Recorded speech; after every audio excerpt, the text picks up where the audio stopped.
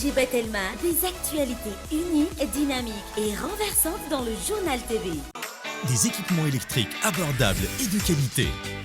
Batimax, le partenaire des bons plans, vous présente Nivava.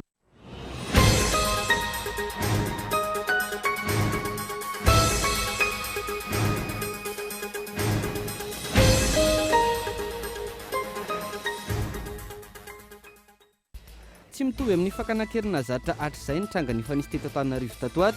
Olo mampametra-panontaniana treto ny tanjon'ireo tompon'antoka manoloana ireo fakanakerina ireo zatovavy sy zatovolahy amin'izao fotoana izao. Tafaikatra efatra ireo namony ainy raha toka 770 ireo tonga nizaha fahasalamana teny amin'ny sampana vonjaina CSUJRA nandritra ny fetin'ny Pentecoste. Ny ratra no nitranga teny anivon'ny fiarahamonina no maro anisa tamin'izany. Olona misa 730 niakatra fampanaovana androany no ny famonoana tamin'ny fomba feno bina ny filohan'ny VOI any Mangarivitra Moramanga. Tao anatin'ireo taona io filohan'ny VOI io no efa nahita trangana teviala sy fitrandrana azo tany antoerana. Eo amin'ny maresaka iraisam-pirenena misa 420 ireo jeneraly voamarina fanamony ainy hatramin'ny nanambohany ady tao Ukraine. Hatreto metoy ny ady eo amin'ny rotota ny andany sy ny ankilany izay tsy nanavoany antotanisa momba ireo miaramila lavo nandritra ny ady nanomboka ny 20 martsa no makaty. Arao vetrana ny andindininy mahakasika ireo.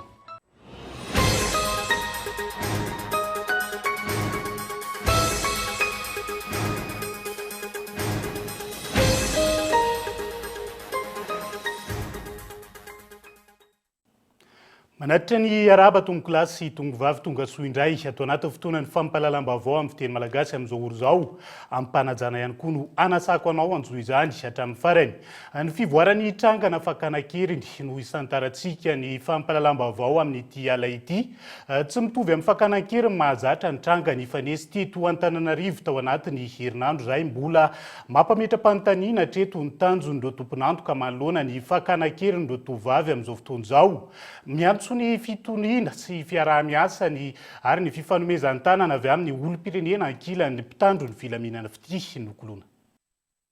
Karazana zava-mahadomelina efatra samihafa no hita nandritra ny fitiliana ireo tovavy izay sendra ny fakanakeriny ny herinandro lasa teo. Zava-mahadomelina simika toy ny kokaina sy amfetamine ary metafetamine no hita nandritra ny fitiliana. Raha ny fanazavan'ny ministra ny fahasalamam-bahoaka hatrany, tsy nisy niala ny herisetra ranofy ireo tovavy izay nisy nankankeriny ireto, fa voazana ara-tsaina ny vokatra ireo fankanankeriny raha ny fanazavana. Tsy nisy ihany koa ny alatra taova sy ny fangatahana takalinaina tamin'ny fianakaviana. Mbola misy tery araka izany ny tanjon'ireo olon-dratsy izay miteraka fitanitainana eny anivon'ny fiarahamonina ankehitriny.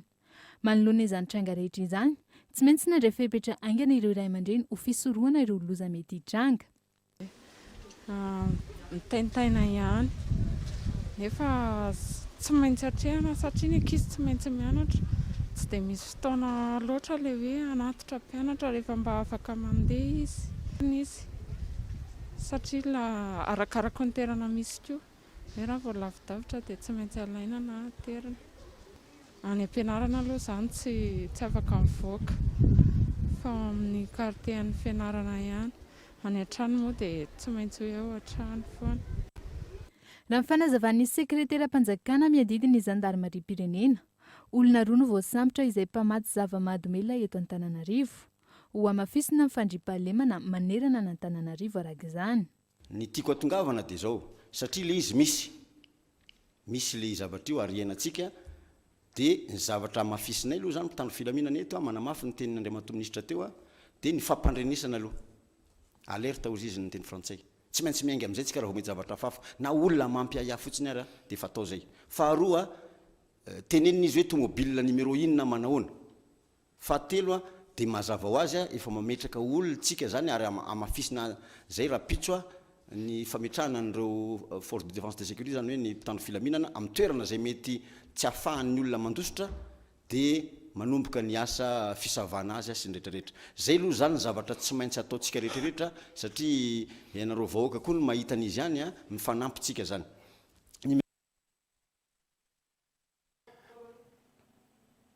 fa tokony ho ampafantarina ny vahoaka rehetra ny anton'izao fakanan-kery misezao sy ireo rehetra ho ambadika izany hoy ny filoham-hevitry ny antenimieram-pirenena nitrangana fanakorontanana izay manomboka misy ihany koa any tony any Antsiranana nahitana olona 3 amin'ny toerana samihafa voatsatoka antsy. Efa miasa saika tokony ho azo tsapain-tanana ny asan'ny mpitandro ny filaminana manoloana izao trangana fakanan-keriny eto Antananarivo izao hoy ny filoham-hevitry ny antenimieram-pirenena. Tokony ampalalana ny rehetra ny tanjon'ireo mpanakorotana sy ireo mpaniraka raha ny antso avy nataon'ity solombavambahoaka ity. Nisy ihany ny kidnapping teto Madagasikara de hoe mila rançon, mila vola be am'le ray aman-dreny eto etc. Fa tindray mitoraka aty ne tsy vola ny tadiaviny fa le zaza hoentiny tsy hoe inona anaovan'le izy tsindrony any izy de lasa tsy matsiaro tena zany le izy. Ka eto zany mitodika amin'ireo mpitandro filaminana hoe rehefa mahatratra nareo asehoanay inona ny derrière an'ity zavatra ataon'ity, mila hita i mila hay, mila fantatra hoe inona natonga le olona ny tsindrona le zaza, inona ny derrière an'izay zavatra zay. Mba angatany le vahoaka zany afantarany ny marina satria so de vitavita eo le enquête mangataka aminareo tompoko tsara ho fantatra zay zavatra zay. Iza ny maniraka satria misy any satanike zao efa tsy antsony izy ty manko fa tsy hainy antsony ny marina. Ka aleo aseho vahoaka. Momba ity trangana fakanan-keriny eto Antananarivo ity nanovan'ny paikadiny ireo sekoly ho fiarovana ny mpianatra. Ny surveillant, ny responsable rehetrarehetra na alana vavy tonga de mandefa ny ankizy mandeha mody daholo any elakelan-trano rehetrarehetra any tsy avelany misy mijanonjanona fa directa de tonga de mody any an-trano. Mandefa mpianatra zany tsy mandrava mpianatra amin'ny 9 ariva ntsony zahay fa najanonay amin'ny 5 daholo ny cours rehetrarehetra de mandeha mody ny mpianatra mandeha tsororo alefanay par classe par salle de fa miparitaka eraky ny atanjombe zany responsable rehetrarehetra mijery an'le ankizy rehetrarehetra reny izana zany hoe mba mandeha groupe ny ankizy fa tsy mandeha tsirairay. Raha misy sanatrisy tonga ty ampianarana ny ankizy de fa mampilaza andray aman-dreny zahay de ohatr'izay koa zany mangatanay andray aman-dreny satria fa manana numéro anay ianareo raha sanatri hoe misy fahatarany ankizy na absence ny ankizy de mila mampilaza anay koa ianareo zany de exigenay an-trano foana zany hoe le fahatongavany ankizy à l'heure ty ampianarana sy any an-trano. Fanakorontanana izay efa tsy eto Antananarivo intsony ho hatrany ny solombavambahoaka fa efa mihita hatrany amin'ny faritra saingy ny endriny no hafa. Any Antsiranana olona 3 tamina toerana samihafa voatsatoka antsy omaly. Misy tranga zany ato Diego fa misy olona tsatoan'olona hantsy 3 amin'ny toerana samihafa mandeha mikaraha mandihan'olona mandeha mitsatotsatoka antson'olona. Ny resaka nareo teo taloha hoe forosy zany efa tsisy tana aminay fa lamina ny tanànanay fa misy effectivement ny olona manakorontana zay nokaramaina hanimba ny province maromaro ka izy ty veriko ndray tandalana satria amitsika miteny zao rendresako teo any Diego fa misy vao maly miantso amin'ny hôpitaly Manarapenitra reo zazareo no tapatapana reo zazareo ka manao antsoavo amin'ny mpitondra fanjakana raisina andrikitra Andriamantoa ary ho anareo mpitandro filaminana rehetrarehetra tsy ankanavaka raisinareo ny andraikitra tompoko lasy tompoko vavy fa ray ny mpianakaviana nareo reny mpianakaviana atsika okatsika ijoro ho an'ny tanindrazana atsika.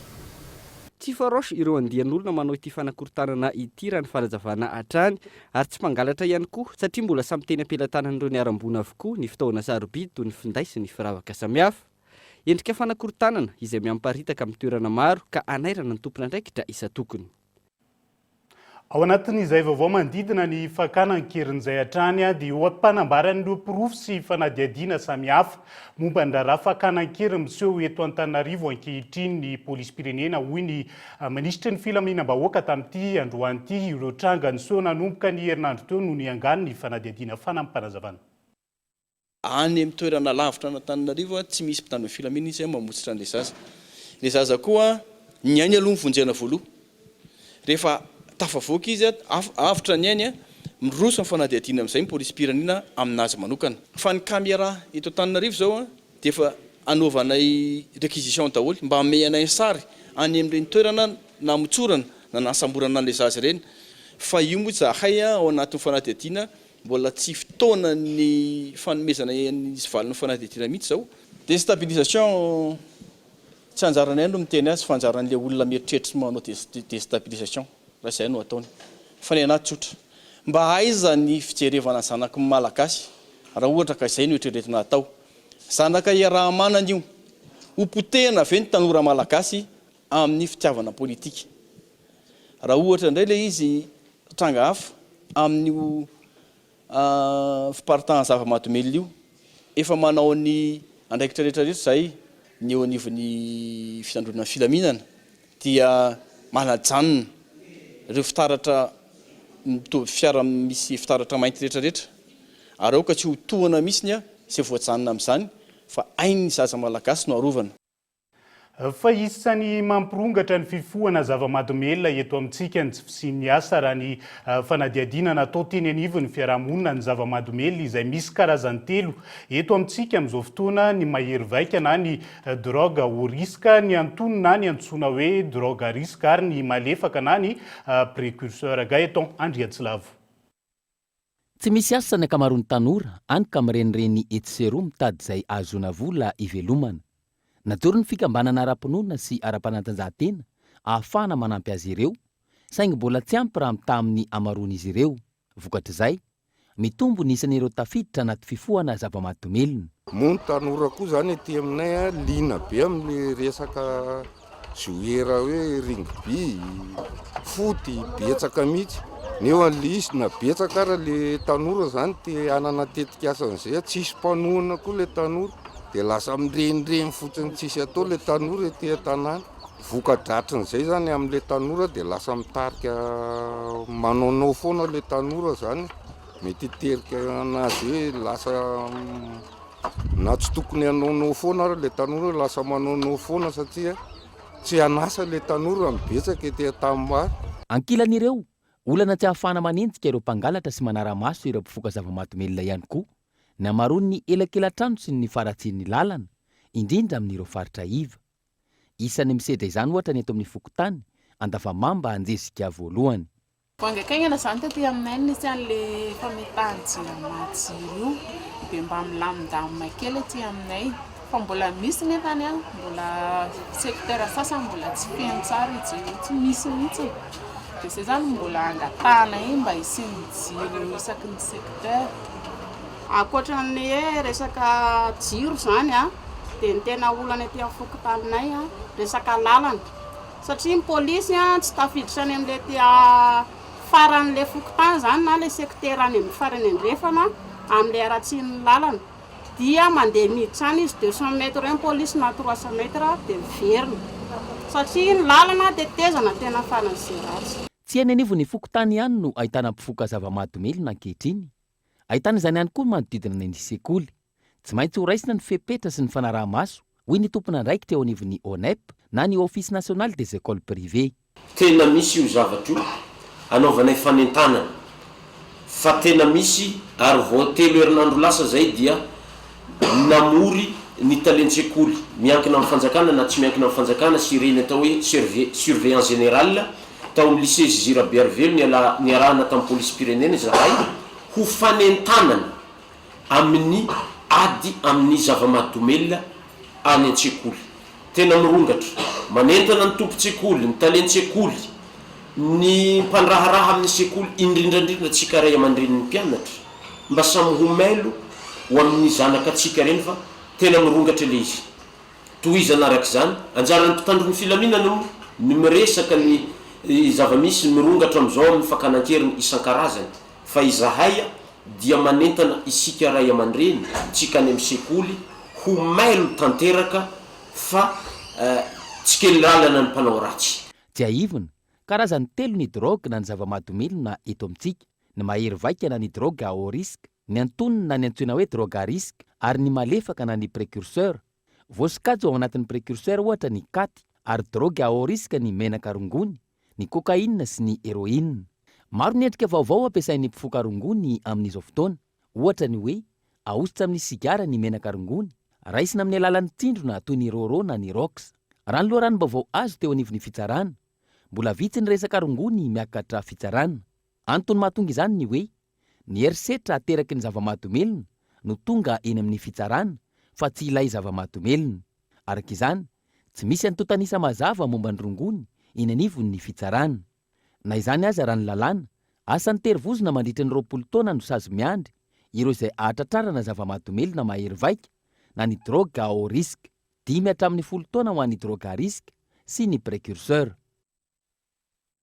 Fa tafiakatra efatra ireo namony ainy raha toka 770 ireo tonga ny fahasalamana teny anivony sampana vonjena CSUGRA nandritra ny fetin'ny Pentecoste.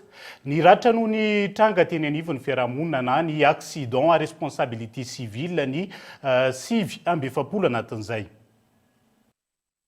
Niakatra raha oharina ny taona lasa anisan'ireo marary tonga nanao ny fizaham-pahasalamana teny anivon'ny CSUGRA nandritra ny aladin'ny Pentecoste sy ny alatsinain'ny Pentecoste raha ny antotanisa navoaka ny tompon'andraikitra. Miisa 4 ireo namony ainy nandritra ny 2 andro teny anivon'ny sampana fonjaina raha toka 2 izany ny taona 2024. 770 ireo nanao ny fizaham-pahasalamana tamin'ity taona ity, raha toka 110 izany ny taona lasa. Isan'ny betsaka indrindra tamin'izany ny tranga eny amin'ny fiarahamonina na ny accident à responsabilité civile. Dia maromaro ihany amin'ireo olona accident lozako famovozana sy ny accident tamin'ny resaka vonondreo no ny ankabeazan'ireo zany dia olona ny sotrosotro, izany hoe ny bahana foana anisan'ny facteur de risque moa ny ilazana anazy. Ny resaka alcool zany anisan'ny mampitombo be ny resaka accident, dia mbola manentana foana ihany izahay amin'ny resaka fisotroana mba handanjalanja ilay fisotroana rehefa tonga ohatr'izao ny fety. Ho an'ny sampana famelomana na ny réanimation teny anivon'ny CSUGRA, ny anisan'ireo marary noraisina ny tanàna tanatin'ny fetin'ny Pentecoste raha ny fanazavana. Tsy raha ataontsika hoe tany amin'ny lundi amin'ny Pentecoste tsika 20 niditra tamin'ny herintaona, tamin'ity hospitalisation 3. Raha ny tamin'ny lundi de Pentecoste 20, zao tsika 20. Ny niditra ou intoxication aiguë tafiditra ao anatin'izany fisotroana alcool, raha niditra tamin'io zany lehilahy tamin'ny Pentecote 2, vehivavy tsy nisy fisotroana ataoko io dia ny tamin'ny lundi de Pentecote indray ray, dia lehilahy ray vehivavy ray. Ny famonoan-tena namono tena ny Pentecote nisy anankiray 2 lahy ray vehivavy ray, lundi de Pentecote tsisy. Izay ny akon'ny fety fafiatriana ny fifidianana ny taona 2024 kosa indray. Manay amin'ireo fampanantenana izay ataon'ireo mpanao politika mandritra ny fampelezan-kevitra ireo olom-pirenena nanaova ny safidy fanadihadiana ka antony mampisalasala azy ireo amin'ny fandraisana anjara amin'ny fifidianana. Isan'ireo tena tsy maharisika anatin'izay ireo tanora raha ny farazavana fity nokolona. Ny 420 isanjato amin'ireo olom-pirenena naneho hevitra no vonona hifidy amin'izay fifidianana ifandimby amin'ny taona 2024. Ny 20 isanjato tamin'ireo no ao anatin'ny fisalasalana amin'ny resaka fifidianana. Ny 420 isanjato kosa no nilaza fa tsy vonona hifidy raha nitatitra nandritra ny fampahafantarana amin'ny paikady fiera 2 nataony ifitoerana safidy. Maro ireo sakana izay tsy afaka ioarana mba ahafahana mahazo amin'ny fifidianana madio sy marina raha ny fanazavana. Raha ny fanadihadiana, ny 2/4 mponina eto Madagasikara no tanora latsaky ny 25 taona.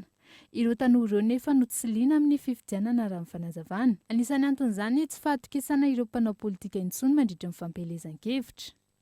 Isan'ny sakana zany ny tsy fahatokisany olom-pirenena indrindra ny tanora intsony amin'ny mpanao politika izay mandrombaka fitondrana, satria ohatrany hoe manao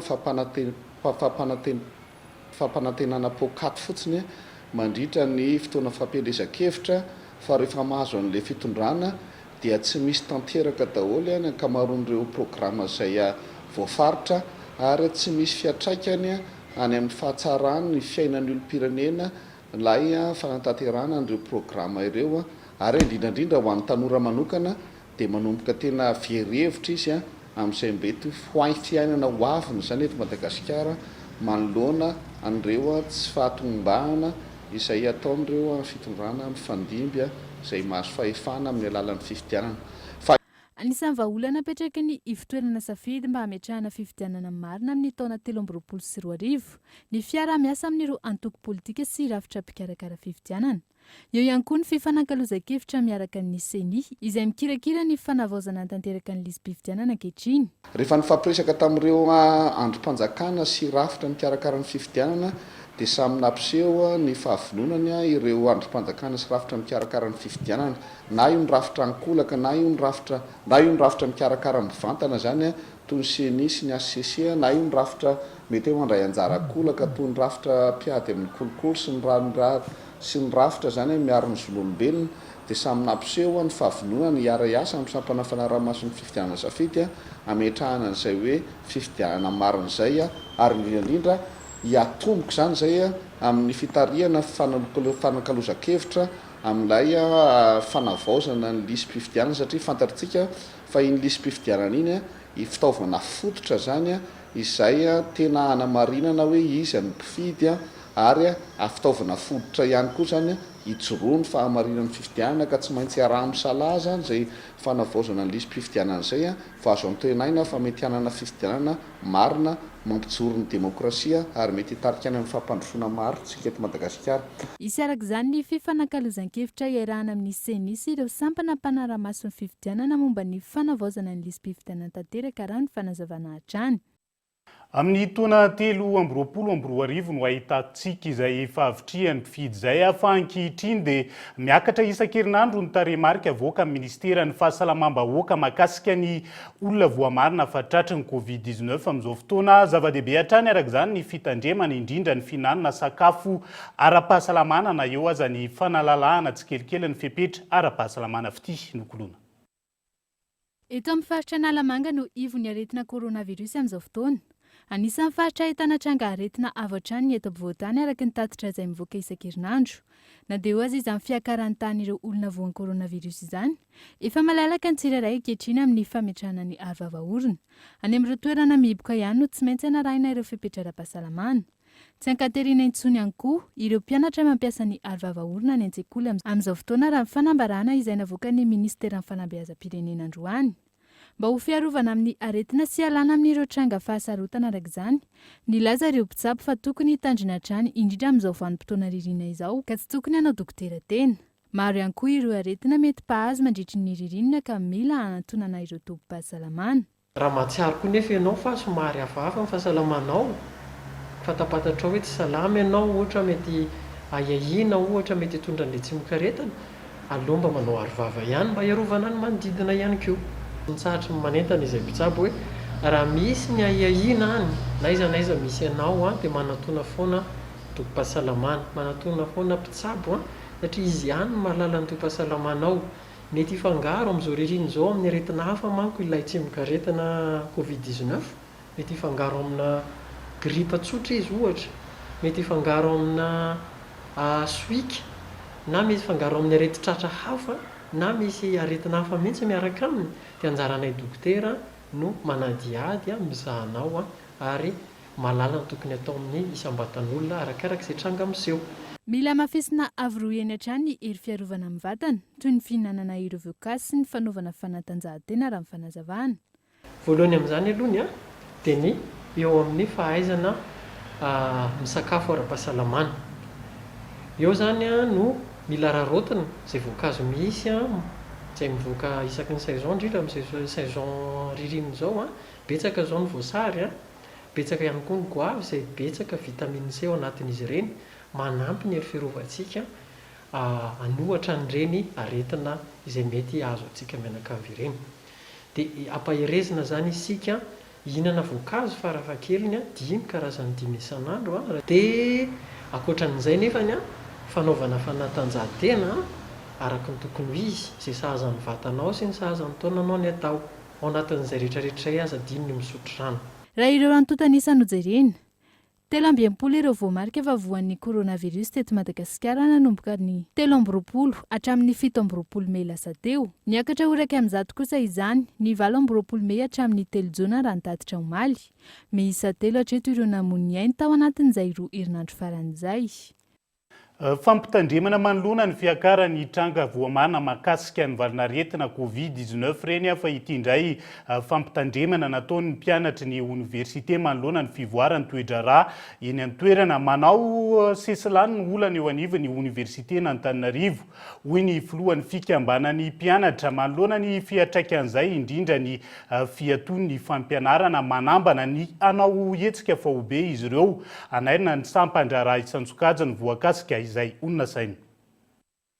Fitokonana vokatry ny tsy fahatongavan'ny vatsim-pianarana sy ny équipement nitota amin'ny hetsika ireo mpianatra noho ny tsy fisian'ny rano teny amin'ny tranon'ny mpianatra. Taorian'izay, ireo mpiasa teny anivon'ny Croix nitokona ihany koa manoloana ny fikasana hanafanana azy ireo. Nisy ihany koa ny fitokonan'ireo mpandraraha izay tsy nandray ara-potoana ny karamany ka nanakandalana saika isaky ny farany volana. Olana tsy mbola hita fiafarany hatramin'izao ihany koa ny eo amin'ireo mpampianatra mpikaroka sy mpikaroka mpampianatra mivondrona eo anivon'ny CSS sy ny an'ny fitsarana avy momba ny lalam-panorenana momba ny fizakantena ny anjerimanontolo. Isan'ireo olana hita tamin'ity taom-pianarana 2022 ity ireo raha ny teny amin'ny université Antananarivo manokana. Fitokonana sy hetsika izay mampiato hatrany ny fampianarana. Tsy ekenay koa ny fanidinan'ny bureau d'administration Croix izay miteraka olana aminay mpianatra mila raharaha ao amin'ny Croix. Fa atretrany izay zany mbola tsy mianatra ny mpianatra dia mbola manao université maty zany ny mpampianatra hatreto. Misy fiatraikany be dia be mihitsy ilay fitarana satria mitarasiko be zany le fianarana ty dia na ny examen zany mihisaka daholo. Dia rehefa misy mpianatra zany indraindray tsy mahalala misy grève tonga rehefa ampianarana zany izy nefa mikatona ny sekoly hatreto zany mbola tsisy zavatra mandeha araka tokony izy ny fampianarana. Koa nohony izany mitaky izay mpianatra rehetra izay monina ety ministère universitaire mba handraisan'ireo tompony andraikitra isan-tsokajiny mba handray fepetra mifanandrify amin'izany. Eo anatran'izany raha tsy misy fepetra raisin'ireo tompony andraikitra dia izay mpianatra no handray fepetra mifanandrify amin'izany. Anao fionambe iraisina izahay na assemblée générale mba ahafahanay fampidinika amin'ny zavatra tokony ho ataonay mpianatra. Fanontaniana petraky ireto mpianatra ireto no hoe iza no mahazo tombontsoa amin'izao fiatoana miverimberina eny amin'ny ambaratonga ambony izao. Ny fivondronan'ny mpianatra eny Ankatso 1, Ankatso 2 ary Ambopo izay iroso amin'ny fivorimbe raha tsy miverina araka ny tokony ho izy ny toedrara eny amin'ny anjerimanontolo. Aorian'izay ho fantatra ny fepetra ho raisin'izy ireo. Isentokely ao anaty doka foisika zao raha famonona tamin'ny fomba fianoabibina ny filohan'ny VOI ao Mangarivotra Moramanga izay nampiakarana olona 7 teo anivon'ny fampanoavana tamin'ity androan'ity. Eo ihany koa ny fivahiniana ny profesora Ratsimbazav Jona iresadresana mahakasika ny fiazana antsokosoko ny gidro eto Madagasikara nasako anao rehefa avy eo mandra mpitafa vetivety ary.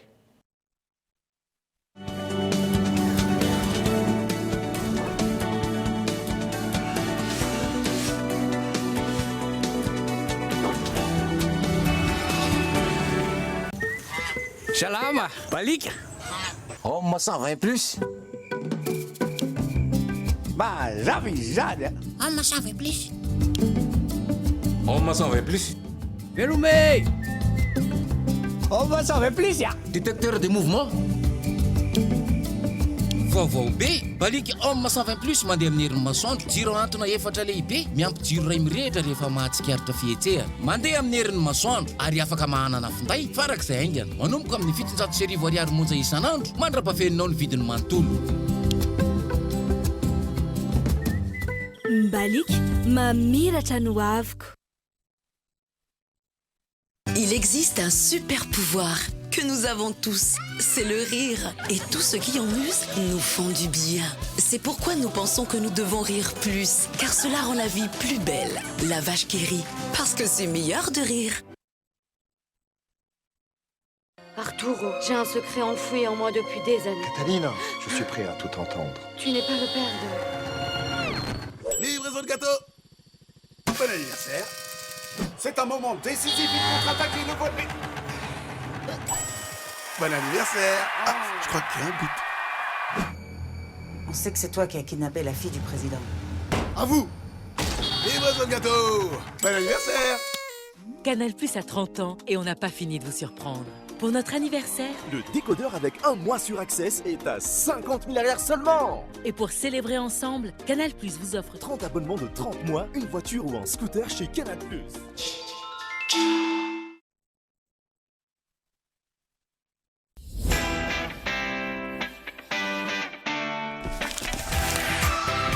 Des peintures abordables et de qualité. Batimax, le partenaire des bons plans. Batimax, la qualité au meilleur prix.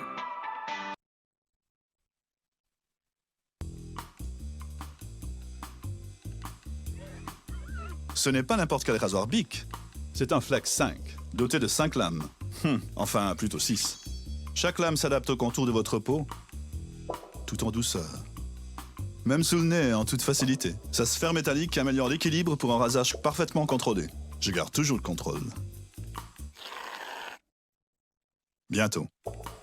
Bic Flex 5. Révélez le barbier en vous.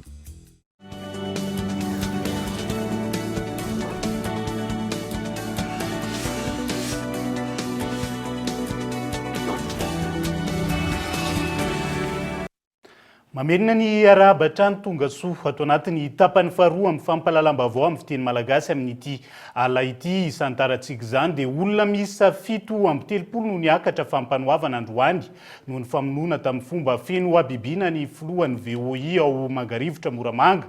Tao anatin'ny roa taona io filohan'ny VOI io no efa nahita ny tranga Teviala sy ny fitrandrahana azo ala amin'ny faritrarovana nangataka ny tantaran'izany izy izao nisy namono izao. Ialana tsiny ho an'izay mety tohina amin'ny sary ao anatin'izay. Olona miisa 7 no niakatra fampanoavana ao Ambatolampy androany, vokatry ny famonoana tamin'ny fomba feno abibiana ny filohan'ny VOI na ny vondron'olona ifotony mialo ao amin'ny komuna Mangarivotra distrikan'i Moramanga ny faharoa ny volana Jona lasa teo. Ny fianakaviana nametraka fitoriana ary mifanome tanana amin'izy ireo ny VOI ao amin'ny faritra. Tena mirahina mihitsy ny VOI ary manampy ny fianakaviany tompoko lahy ihany koa amin'ny izay rehetra tokony atao satria tanao ihany ilay olona aty ambanivohitra mila tsy dia maharaka zavatra firy loatra dia izay no ifanohanana. Tao anatin'ny roa taona io filohan'ny VOI io no efa nahita tranga Teviala sy fitandrahana Azoala ao amin'ny faritra Arovana. Mbola VOI hafa no nitantana io ala io tamin'izany fotoana. Nangataka ny amindranany fitantanana amin'ny anaran'ny VOI mialo izy noho izao nisy namono izao. Dia rehefa nanao ny fanairana rehetrarehetra tompoko lahy dia avy eo tonga hatramin'ny fananganana an'io VOI izay taripiny io. Tamin'ny herintaona izy io no natsangana mba ahafahana mangataka ny transfert de gestion io faritra io. Alana tamin'ilay VOI anankiray zany dia afindra amin'io vao natsangana io. Dia efa accordé teo anivon'ny DRED sy ny SIRED izy dia eo amin'ny dingana fanomanana ny délimitation izao raha mitranga zao. Andray fepetra entitra ny ministera tompon'andraikitra manoloana ny famonoana sy ny erisetra atao amin'ireo mpianala sy ny mpiaro ny tontolo iainana, indrindra ny anivon'ireo faritra arovana eto Madagasikara. Ny tranga famonoana ireo mpiaro ny ala sy ireo faritra arovana tahaka izao izay efa matetika mitranga eto amintsika.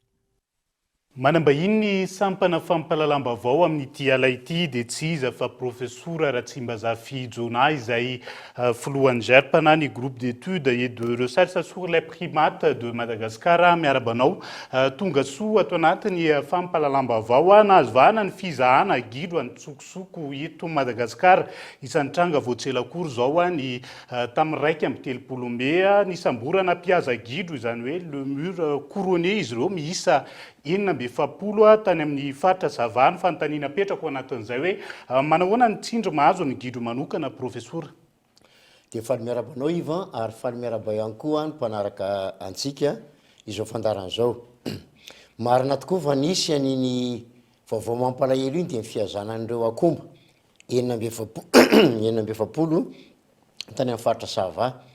Raha ny eritreretina hoe hiditra ny fahasivitaontsika amin'ity taon'ity ankalazana ny dian'ny varika maneran-tany festival mondial de Lémurien dia hoe afaka tamin'ny taona 420 hoe tsy izy tsony zany fihazana zany na miena ny zava-misy ankehitriny dia mbola misy ny fihazana varika, mbola misy ny tsindry ary ireo moa no hita fa amin'ny toerana hafa, toerana sasany eto Madagasikara dia mbola misy ihany koa tsindry amin'ireo biby dia ny varika zay ambarako eto fa biby mampiavaka amin'ny Madagasikara. Ireo na tonga avy ampizahatany ety reo no atsika reo nyrehare atsika io le mampiavaka atsika tsara-patsahivana ihany manana karazam-barika mandidina ny firy eo sika eto Madagasikara misy safiry amin'izay ihany koa no efa tahiorana olany tamingana ao anatin'izay sotra betsaka amin'ny fanontaniana iva tsika malagasy dia eto Madagasikara dia manana karazany 12 izy 12 reo dia mamaritra ny 20 ny primaty tsy olombelona primaty non humain maneran-tany tena zava-dehibe zany nefa ny 70 maherin'ny varika dia efa tahorana olany tamingana ny antony dia ny varika rehetra dia miaina any anaty ala ka ny ala potika efa latsaka 70 sisa ny forêt naturaly tavela raha afaka 30 taona 40 taona dia raha mbola mitoy zao azakazaky ny fampiteny ala zao dia tsisy ala intsony eto Madagasikara ny dikan'izany tsisy varika intsony eto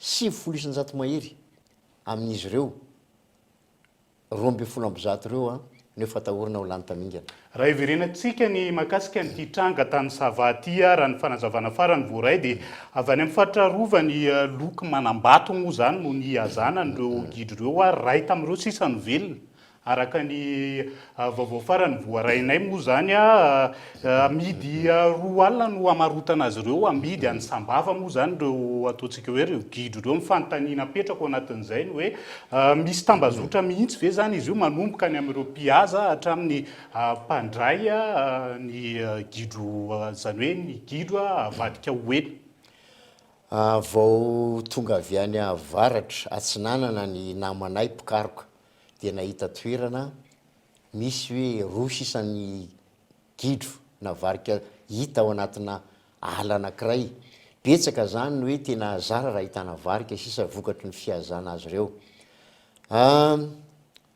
reo biby reo zany dia zainy olona ary efa misy tambazotra satria raha tsaroantsika tao an-dasobe tamin'ny taona 7 dia nisy fiazana babakoto sy sadabe dia efa voalaza fa hoe misy hôtely mandray azy ireo ataondrareo anatin'ileo plat de luxe misy koa moa touriste daladala tia hanandrana ny enany dia manao an'izany misy toerana fantatra ny hôtely tamin'izany fotoana zany tany amin'ny faritra varatra ny amin'ny faritra sava nagaganay dia hoe mbola misokatra foana le hôtely parany lalàna 5 tsipika ohatraohatra 5 ny 9 febroary tamin'ny taona 5 manitsy ny lalàna momba ny fiarovana ny fitantanana ny ataontsika hoe faritrarovana moa zany izy io zany hoe raha ny voarakitra anatin'io lalàna io dia voasikajo eloka avetrany mihitsy ny ataontsika hoe fitrandrahana fiazana ny gidro anatin'ireny faritrarovana ireny ary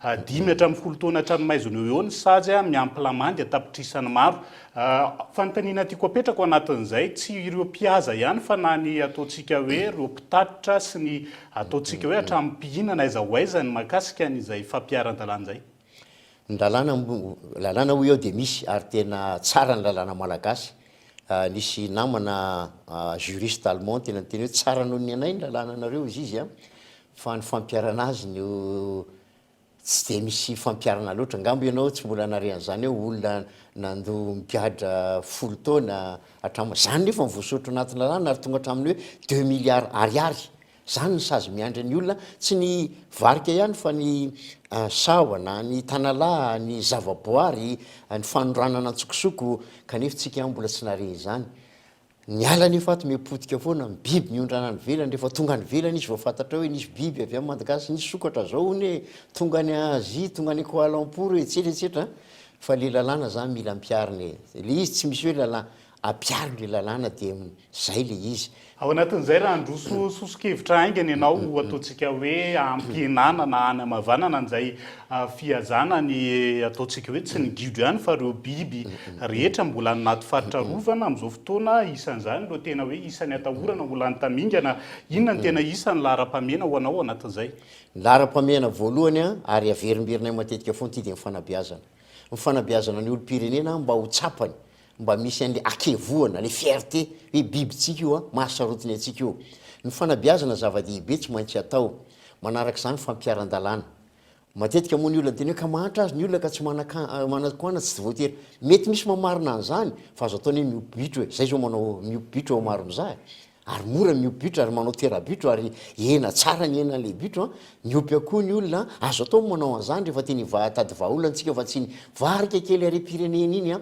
zay mety hiteraka laza ratsy tsy hoe mety fa tena miteraka laza ratsy ho amin'ny Madagasikara mbola iny foana anao zantsika ka ataovy ny fampiarana ny lalàna biazo ny olona ary koa atsarana ny velotena-ponina zany hoe ny fiompiana akoho fiompiana bitro ngamba tsy sarotro zany feno fanazavana mahakasika izay ankasitrahany ianao Andriamatoa raha tsy mba zavijonano vahiny tato anatin'ny fampahalalam-baovao kolo tamin'ity ality soravitsika tompo mankasitraka tompo izay ny mahakasikiny fa ivena kely ao anatin'ny tontolon'ny fampianarany sika nanomboka androany ny fanatanterana ny fanadinana ara-panatanjahantena ho an'ny kilasy famaranana ho an'ny eto andrenivohitra raha ny titiandro napetraka ny tompona andraikitra entitra ny fampiarana ny fipetra mikasika ny fahatarana ho an'ireo mpiadina ny taranja ho an'olo tokana sy ny azakazaka no natrehan'izy ireo nandritra izany onona sainy nanomboka tamin'ny valora maraina ny fanatanterana ny fanadinana ara-panatanjahantena ho an'ny kilasy famaranana na ny EPS baka ho an'ny tetsy amin'ny kianjana larobia mandidina ny enjato isa ireo mpiadina sokajy teknika sy A2 avy ao amin'ny varatra no niatrika ny fanadinana ara-panatanjahantena toerana tamin'ity androany ity raha nambaran'ny tompona andraikitra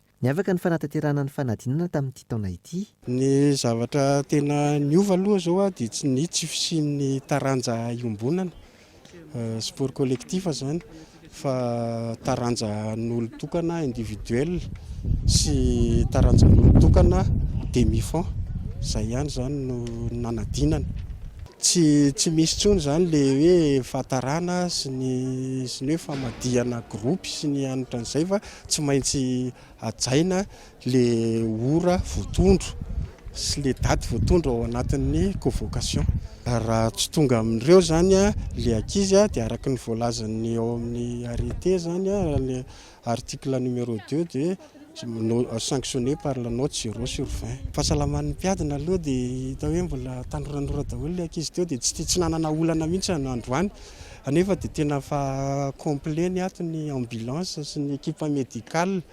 fa hatreto aloha tsisy ny olana tsisy ny ankizy torana mibevoka mbola tsisy mizavaly ireo mpiadina tsy tonga niatrika ny fanadinana ara-panatanjahantena ho an'ny tetsy alarobia hatramin'ny androany maraina raha ny fanazavana itsy ankilany ho an'ny tetsy amin'ny ANS Ampefloha na ahitana fahatarana ny fanatanterana ny fanadinana noho ny fanadiovana ny kianja izay nandray hetsika nandritra ny alatsinain'ny Pentecôte raha ny fanazavana no nandraisana événement ty toerana ty omaly a ka vokatra zavatra dia ny examen baka no somary victime kely. Ny lama amin'ny ankapobeny fiatrehana ny andro voalohan'ny fanadinana ara-panatanjahantena raha nambaran'ny tompona andraikitra ankoatra izay nisy tamin'ireo ray aman-dreny ny safidy nanotrina ny zanany nandritra ny fanadinana. Raha travako dia amekorazen'le azaza zany hoe fahitany zany mba hoe misy vanatrika azy fa tsy miady rery izy saika aloha zay menaka aloha dia nefa dadabe dia miaraka manao tokely any zay isaky ny tefa sabotsy dia ny alarobia miaraka amin'ny tatiny izy zay mba mananay azy zay zao avy any Ambomirary any météo any ny ainga efa naingainainga tany amin'ny tamin'ny valovalo latsaka tany zay ny ala aloha satria amin'ny sivy ny taty zay nandeha moto zava-dehibe mihitsy fahatongavana ny ray aman-dreny indrindra ho ana manokana zany mba fakaherezana moa indrindrandrindra amin'ny toe-javatra misy amin'izao dia tsy maintsy arahana foana ny zanaka aloha dia zay ny tena antony tena tsy maintsy andehanany aty somary mafiampy fa tsy dia maninona ihany tsy haiko fa za somary kelikely ela fa efa lezaka akotrana ihany dia vita kaly izy la dia somary mafimafy ary taloha somary sarosarotra ihany satria tonga dia vitesse somary mafimafy daholo ny olona niaraka tao kotrakotrana ihany fa taty tena sarotra ihany kely izy rehefa mafimafy be daholo. Nanomboka androany ary farina ny 17 ny volana Jona izao ny fanatanterana ny fanadinana ara-panatanjahantena ho an'ny kilasy famaranana eto Antananarivo renivohitra Avaratrano sy Atsimondrano. Ny 12 Jolay kosa ny fanadinana ara-panatanjahantena ho an'ireo mpiadinam-bava. Fampitsitrahana rano fisotro madio kosa indray dia anohana amin'ny fanatsarana ny paikady anatin'izany ny rafitry ny firenena mikambana. Tena niaina sy nahita ny zava-nisy tany Atsimonosy izy ireo ary nahatsapa fa isan'ny singa ivo ny asa iandreketan'ny rano no izy iankina ny fampandrosoany eto Madagasikara. Fanampanazavana. En tant que système des Nations Unies, nous regardons avec beaucoup d'intérêt pour la simple bonne raison que amin'ny mahafirenena mikambana jerenay akaiky izany noho ny hoe niainanay ny zava-misy mahakasika ny rano any atsimo na niaraka tamin'ny rivo-doza na niaraka tamin'ny haitany hitanay fa ivon'ny fampandrosoana ny rano izay tokony arahana miasa ahafana mampitovy ny fomba fijery araka izany no resana ny paikady ny fiarah-miasa ny politika manodidina ny rano ny resana ihany koa ny fiarah-miasa apetraka isaky ny faritra mahakasika ny rano ny tetikasa rano ahafana mametraka lamina azona ny tanjona napetraka izay lazaina fa tena maika ankehitriny raha tiana ny ala amin'ny zava-mitranga tamin'ny taona lasa raha tsy laza avatsy ny haitany. Si nous ne voulons pas retourner dans les situations que nous avons connues, notamment l'année dernière avec la sécheresse. Lafomba vao hafa kosa indray dia mbola miankin-doha amin'ny mpizahan-tany avy any ivelany fizahan-tany eto Madagasikara na izany na tsy izany efa manomboka misy fivoarany sehatra raha ny ao Andazibe antony hanohizana ny ezaka ao amin'ny distrika ny Moramanga isotonana hatrany ireo mpizahan-tany nela rany avison. Tsy mahavita mampivelatra ny fizahan-tany eto Madagasikara ny fizahan-tany anatiny raha toa ka 700 ny malagasy ihany no liana amin'ny fizahan-tany eto Madagasikara. 12% ny mpizahan-tany tonga eto Madagasikara dia frantsay avokoa ary teratany vahiny amin'ny firenena hafa ny ambony. Miankin-doha tanteraka amin'ny mpizahan-tany vahiny araka izany ny fizahan-tany eto Madagasikara ary saika manerana nosy izany. Apahana mihitsy izany tamin'ny reny fotoana reny fa raha vao ohatra hoe tena tsisy mpizahan-tany taty mpizahan-tany avy any ivelany dia tena hoe tena tsy handroso mihitsy izany taty. Ny mpizahan-tany ato anatiny nefa haintsika ihany fa voafetra ihany ny olona mety hoe mahavita manao an'izay. Ny olona mety manao recherche na olona mety manana fahafahana mba hoe tsangatsangana ihany mety tonga aty raha le hoe manana nationalité malagasy zany. Fa dia tena mbola miankin-doha tanteraka amin'ny avy any ivelany. Ka amin'izao fotoana izao rehefa misokatra ny habakabaka dia efa manombaka misy indray zany le relance an'izay resaka filiera tourisme zay dia ho an'ny distrika ny Moramanga manokana maro ny fanatsarana izay irosona isotomana bebe kokoa ireo mpizahan-tany eo ihany koa ny ady amin'ny tsy fandriampahalemana. Ny anankiray mandeha ankoro koa dia ny trano Noany Bekotry Marolatra satria Moramanga moa zany novon'ny tolo-panafana rehefa 29 mars teto nisy an'ny tolona tamin'ny 47 dia namboaran'ny président toerana mba homendrika an'izany zany reo kangasisana namborana dia anisany koa zany. Ny amin'ny resaka kolontsaina ihany koa zay dia nahazo an'ilay ataontsika hoe palais de culture promesse présidentielle izy eo efa vita ihany koa miandry ny fitaovana angamba sisa dia ny fitokanana ihany koa. Ny région ihany koa manao avy amin'ny alalan'ireny fanamboarana an'ireny pavé fanatsarana ny tanàna fampandrosoana daholo zany rehetrarehetra zany. Ny somary manirana kely fotsiny zany zao anatin'ny distrika Moramanga dia nareo ngamba nahita fa somary efa tery lalana mitsofoka amin'ny tanàna eo ny posy eo reo bajaja dia nangatahana hoe mba asiana lala miolaka na hoe voie de contournement de la ville. Na eo aza ny fisokafan'ny sistany tsy mbola miverina amin'ny teo aloha ny fizahan-tany raha ao Andazibe manokana. Trangam-piarahamonina kosa indray namony hainy taoriany fianjerana mafina azo azy Marola Christian zazalahy 7 amby 10 taona nandritra ny fifandonany tamin'ny mpifaninana azy omaly nandritra ny famaranana ny championnat régional tsinanana momba ny atotondry Erino Razafimanana Kolo Toamasina. Boxeur iray ao anatin'ny sokajy zazalahy latsaky ny 12 kilao antsoina hoe Marola Christian no namoy hainy omaly alatsinainy nandritra ny famaranana ny championnat régional izay nikarakarainy ny ligue ny boxe atsinanana tetsy amin'ny gymnase CGST. Tokony ho tamin'ny 10:00 teo eo 40 segondra nanomboan'ny ady totondry tao anatin'ny fiodinana voalohany no nitranga ny favoazana vely totondry indrometona teo amin'ny fatry ny sokany no niteraka ny fianjerana teo amin'ny zoro avaratra atsinanana ny ring ary dia tsy nahatsiaro tena vetrany ilay tovolahy manao fanamiana amin'ny lokomena izay hitantsika amin'ny sareto izay avy amina kluba iray hita tapo-tanàna ny Tomasina ihany. Nilaza ny filohan'ny ligue patry ny boxe atsinanana fa vokatry ny fikapohan'ny lohan'ity tovolahy ity teo amin'ny faritra tsy misy fiarovana teo amin'ny zorony ilay tatami no niteraka ny favoazana.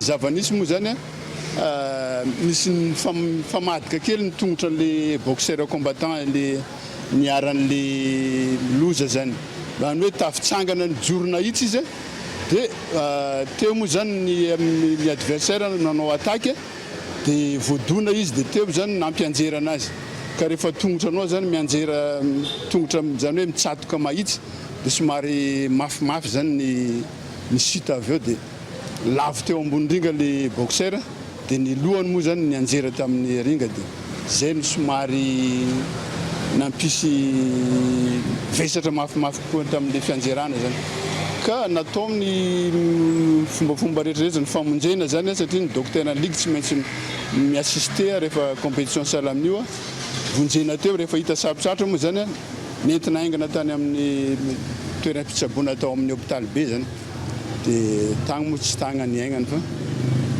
dia zay ny zava-misy ny ringa moa zany ny ringa efa mahazatra efa nampiasainy hatramin'izay dia io ringa io misy partie zany misy karazana protection amin'ny anatin'le ringa ka le boxeur ny anjera tsy tao anaty ringa fa tsy nahazo an'le cordene zany izy fa tafavoaka ivelan'le partie misy an'le ataontsika hoe misy an'le éponge na le tsy dia mafy zany fa ta ivelan'le ringa izy dia le ivelany io tsy tody ihany le ataontsika hoe éponge na le fiarovana tagny zany le boxeur amin'ny anjera ady totoandro ofisialy faharoa natrehan'ny tompoka la Christian teo amin'ny fiainany moa ity namoatsampona omaly ity nilazany fianakaviana fa tsy nisy nanam-po izao tranga izao izy ireo raha niala tao an-tranony iray aman-dreny ny tovolahy ity omaly alatsinainy tokony tamin'ny rora tolakandro izay notronony ny rahalahiny hatreny amin'ny toerana nanaterana ny ady totoondry nanambarany fianakaviana fa tsy mbola tonga nanotrona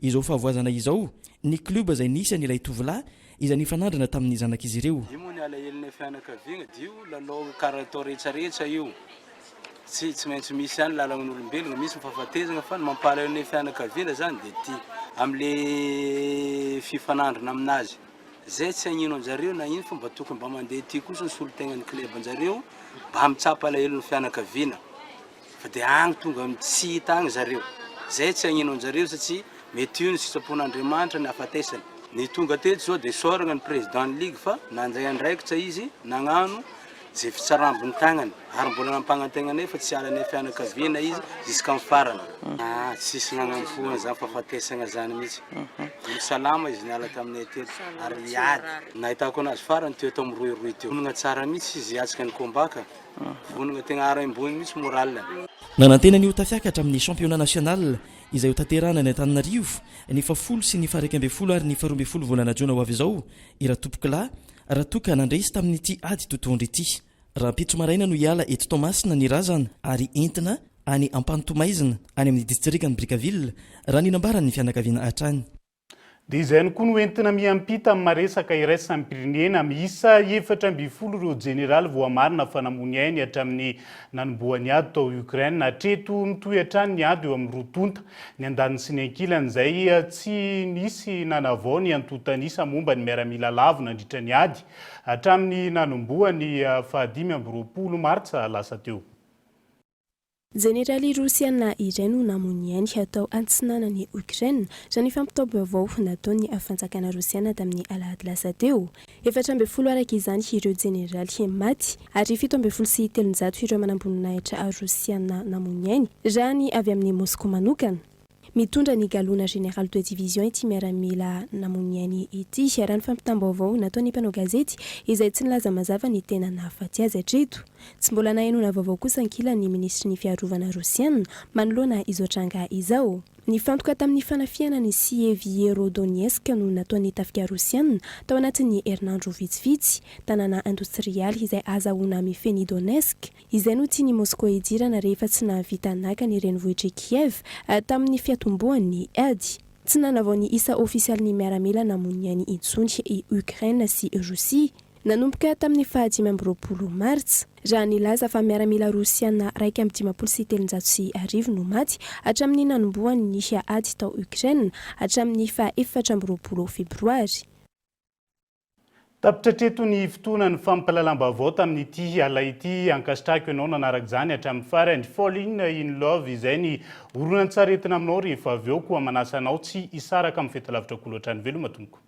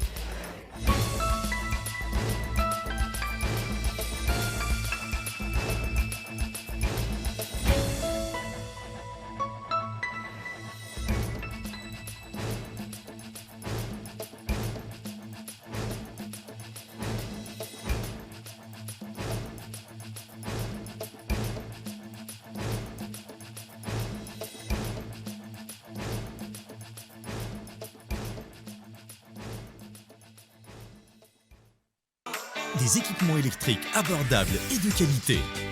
Batimax, le partenaire des bons plans, vous a présenté Nivavo. 5G Batelma, des actualités uniques, dynamiques et renversantes dans le journal TV.